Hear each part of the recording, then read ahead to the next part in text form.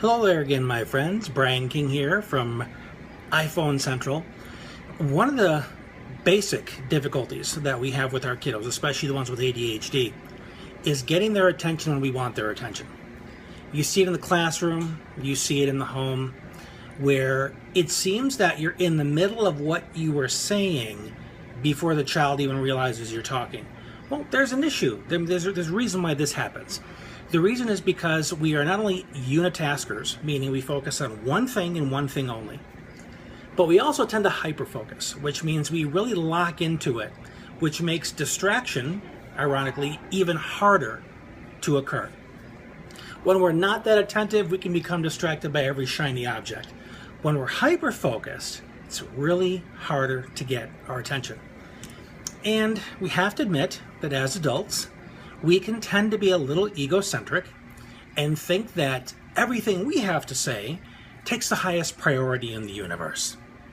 Now, as though everything we utter is pure gold, and our kids should be looking forward to what it is we have to say.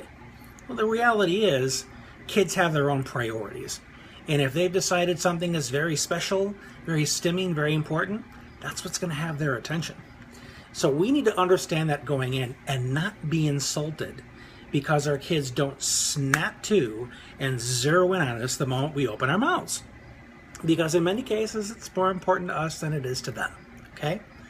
And research has shown that our most favorite sound in the world is the sound of our own name, unless, of course, it's your whole name. Then that means you're in trouble. Our parents taught us that. But let's say your kid's name is Ben, and you walk up to them and say, "Hey, Ben, I just wanted to remind you that I'm doing this, that, and the other thing," and okay, did you hear me, Ben? Yeah. Chances are he didn't hear you. Chances are he maybe came to halfway through that, and he didn't want you to repeat himself because he was kind of distracted, and gave you the impression that you were heard when you weren't. Then you leave, you come back, everything you said did not get taken care of, and now you and Ben have an argument. Okay, let's prevent that from happening again. It begins by simply saying, "Ben, can I have your attention for a moment? There's something important that I want to say to you." Or, "There's something important I want to ask you." Okay? When you say something, you're giving information. When you ask something, you're requesting information. Okay? So his brain kind of needs to tune into what his piece of that conversation is. Is he simply receiving? Or is he going to have to think a little bit and give you some information?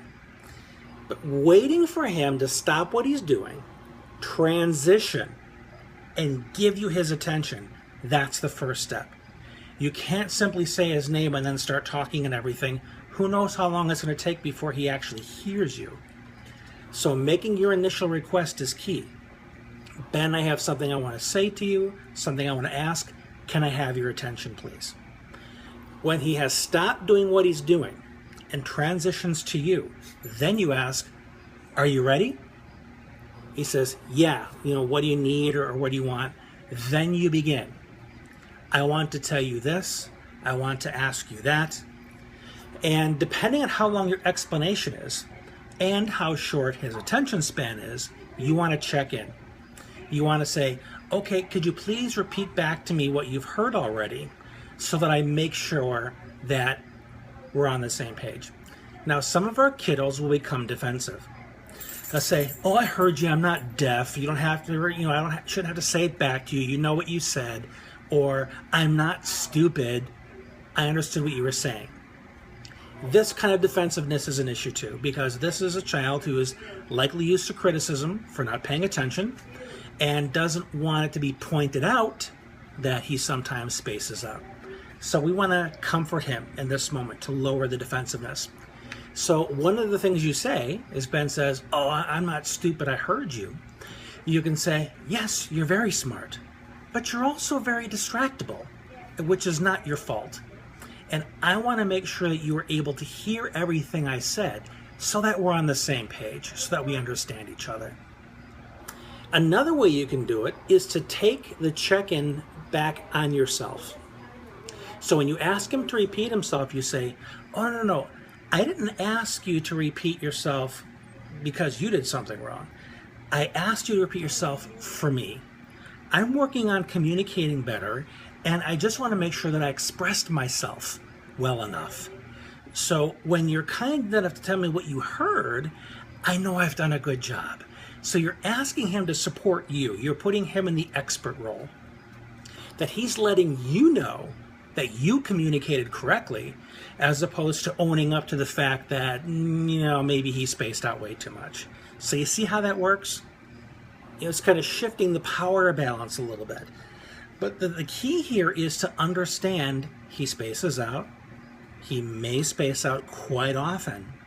And the check-in is giving him the option of asking you to repeat yourself, to reiterating what he heard, so that you can be on the same page. Otherwise, you'll have him being defensive. You'll have him pretending he heard you when he didn't, because he's afraid of criticism for not paying attention.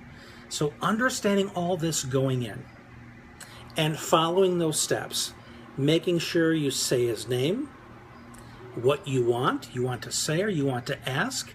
Can I have your attention, please? Wait for him to transition, give you the attention, ask, are you ready?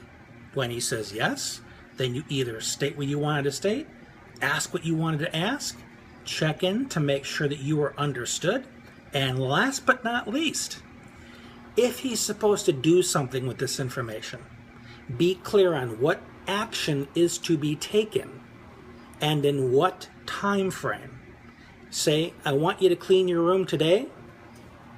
When's bedtime? Okay? He can wait up until the last minute and then use it to stall. Agree on a time. Agree on what's to be done.